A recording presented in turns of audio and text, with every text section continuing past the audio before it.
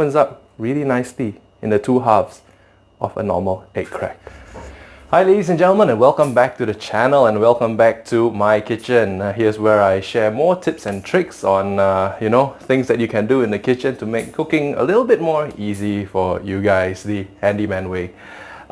Before I get into today's episode, do leave me a like, share and subscribe for more videos like this, and of course leave a comment in the section below for any questions that you've got or any ideas that you guys can share and I can make a video.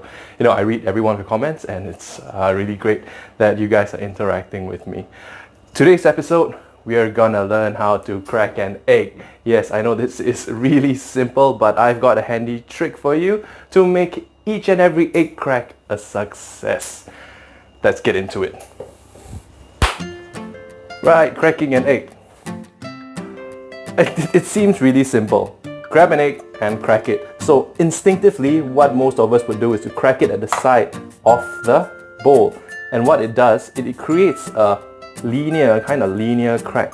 And when this happens and you try to split it and you put your hands through, what happens is it kind of starts splitting up like that, and you kind of get a little bit of a mess.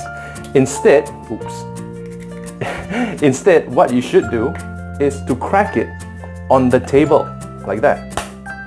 And what this does, it creates a circular crack, and this gives you a space to put your thumbs, and when you crack, it opens up really nicely in the two halves of a normal egg crack.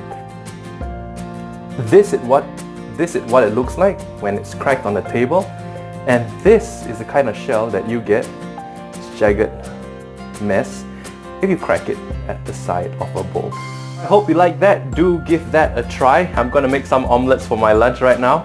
Thank you for watching, and of course I'll see you on the next one. Take care.